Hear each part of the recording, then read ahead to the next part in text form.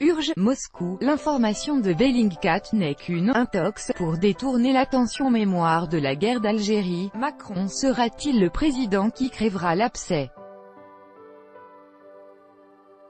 Macron est le président français qui a le plus de courage face à la question mémorielle entre l'Algérie et la France, a déclaré Madame Chiari, ex-vice-présidente du Sénat français.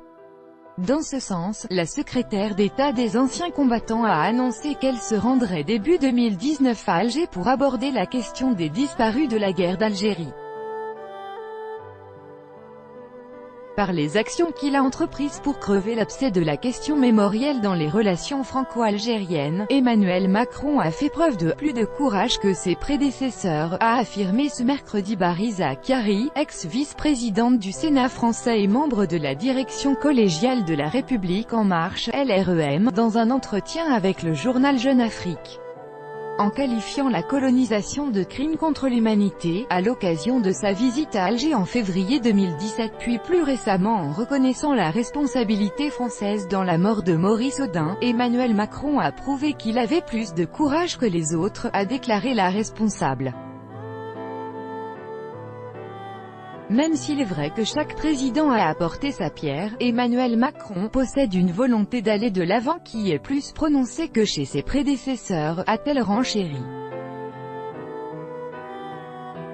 S'exprimant sur les ressources desquelles le jeune chef de l'État français tire son courage à la différence de ses prédécesseurs, la sénatrice a souligné que « la guerre d'Algérie, Emmanuel Macron ne l'a connue qu'à travers les livres d'histoire. C'est dans sa nature de ne pas regarder dans le rétroviseur. C'est aussi quelqu'un qui a une approche philosophique des choses. Il sait l'importance qu'a la mémoire. » Évoquant les prochaines décisions d'Emmanuel Macron concernant cette épineuse question de la mémoire, Madame Chiari a précisé que « je ne sais pas ce qu'il va faire. Mais, avant de commencer à se questionner sur l'avenir, apprécions déjà ses déclarations à leur juste valeur, a-t-elle ajouté en faisant remarquer que « ce n'est pas simple pour lui, car il existe toujours des miasmes coloniaux en France ». Dans ce cadre, Geneviève Darrieussecq, la secrétaire d'État auprès de la ministre des Armées chargée des anciens combattants, a annoncé ce mercredi, dans un entretien avec Le Figaro, envisager de se rendre début 2019 à Alger pour travailler notamment avec les autorités algériennes sur la question des disparus de la guerre d'Algérie. Concernant les disparus, 1500 civils et 500 militaires français qui n'ont jamais été retrouvés, je voudrais que les choses avancent, a souligné la responsable. Il faut qu'on se mette d'accord sur une méthode. J'aimerais pouvoir me rendre en Algérie début 2019 et aborder notamment cette question, a-t-elle ajouté.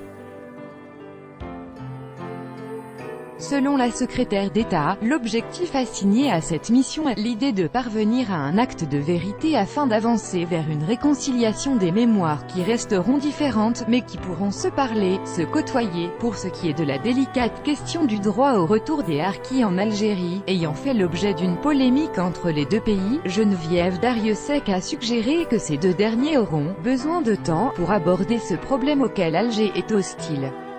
Il faut être patient et persuasif et avec nous, le ministre des Affaires étrangères continue à travailler sur le sujet, a-t-elle conclu.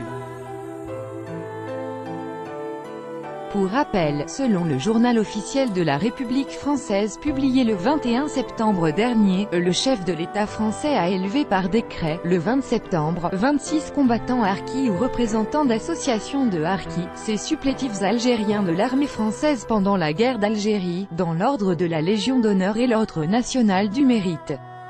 Cette décision est intervenue une semaine après la reconnaissance officielle de la responsabilité de la France dans la disparition et la mort de Maurice Audin, un mathématicien communiste et anticolonialiste, arrêté le 11 juin 1957 pendant la bataille d'Alger, et constitue un pas supplémentaire vers la voie du règlement de la question mémorielle liée à la guerre d'Algérie.